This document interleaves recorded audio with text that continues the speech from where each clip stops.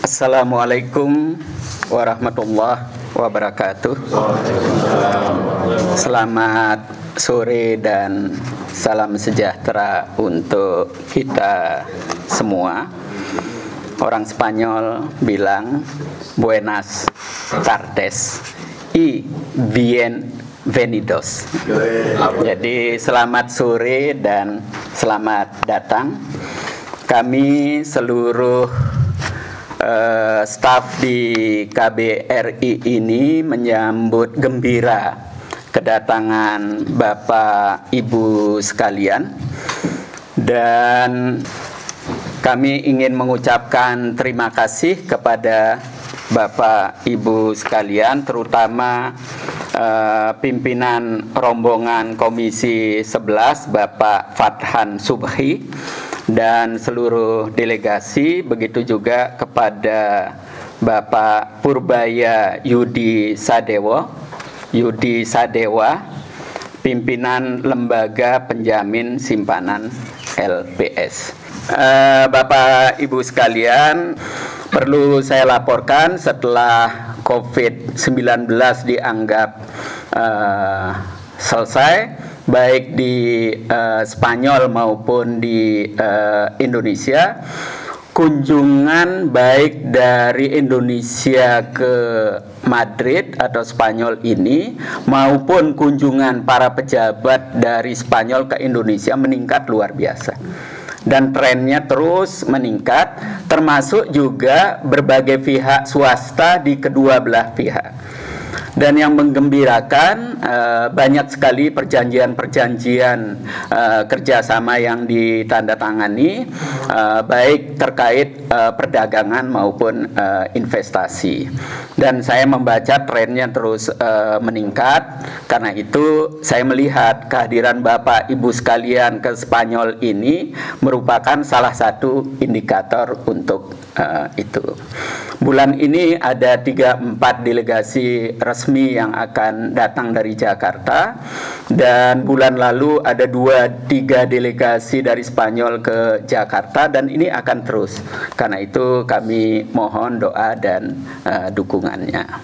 Nah, yang lain mungkin kita tidak terlalu menyadari ya bahwa pemilu yang damai, aman, tidak ada korban, juga isu-isu terkait dengan kecurangan dan lain sebagainya yang mungkin marak di Indonesia tapi di luar negeri tidak terlalu terdengar. Dan ini membuat citra Indonesia meningkat. Jadi ada beberapa calon investor yang ingin investasi di Indonesia yang menahan atau menunda rencana investasinya karena menunggu bagaimana hasil pemilu. Di Eropa ini paradigma masyarakatnya sudah terbentuk. Di negara yang demokratis itu seringkali pemilu menghasilkan pemenang yang tidak terduga. Jadi bagi para pengusaha yang umumnya prudent, hati-hati, itu juga mereka di dalam melakukan investasi itu sangat memperhatikan situasi politik khususnya yang berkaitan dengan pemilu. Nah, Bapak Ibu sekalian, ini penting saya sampaikan sehingga kita bisa mengoptimalkan momentum yang ada saat ini, karena Indonesia pasca pemilu dilihat semakin menarik untuk investasi bagi para pengusaha di Spanyol ini. Nah, selanjutnya Bapak Ibu sekalian, saya ingin sharing informasi yang baru siang ini saya terima dari seorang teman di Jakarta. Dua hal, satu hal yang menggembirakan dan satu hal yang kurang menggembirakan. Yang menggembirakan adalah pengumuman dari BPS Badan Pusat Statistik yang menjelaskan bahwa pertumbuhan ekonomi kita masih di atas 5, sekian persen.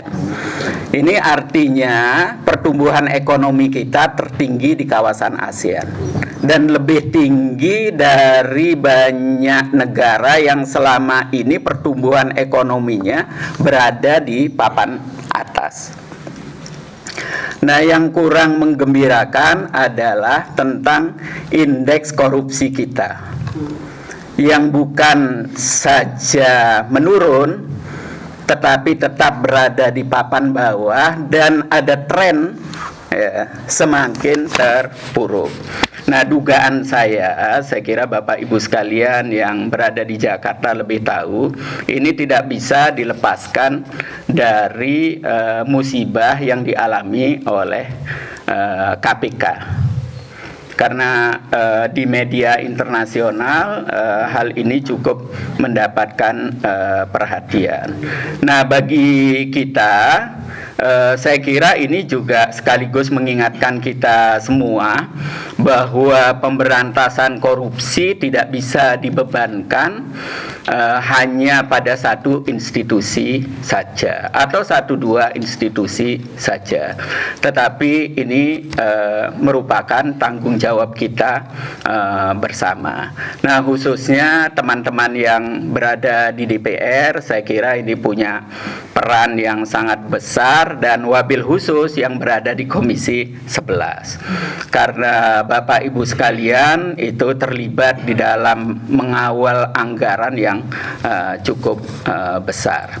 Saya kira itu sharing saya. Tentu pikiran sederhana saya adalah sekiranya kita bisa mengurangi kebocoran di sana sini yang ada, maka pertumbuhan ekonomi kita jauh lebih besar. Dan saya di sini berinteraksi dengan banyak duta besar. Karena ada dubes-dubes ASEAN yang secara reguler bertemu, berdiskusi. Sekarang juga ada ASPAC, dubes-dubes negara Asia Pasifik, di mana Jepang dan China cukup aktif, begitu juga Korea Selatan. Jadi saya juga mendapatkan banyak informasi bagaimana mereka melihat pertumbuhan ekonomi di kawasan. Tetapi juga dari mereka saya juga mendapatkan informasi tambahan bagaimana orang Eropa, para pejabat Eropa, diplomat Eropa melihat pertumbuhan kita di kawasan Asia Tenggara. Secara keseluruhan perhatian mereka sangat besar, dan kita sebetulnya kalau bicara di ASEAN itu saingan kita hanya Vietnam.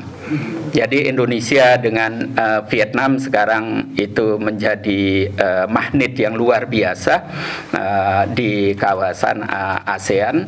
Karena itu saya berharap momentum ini bisa kita manfaatkan, kita kapitalisasi untuk kemajuan bangsa dan negara secara keseluruhan.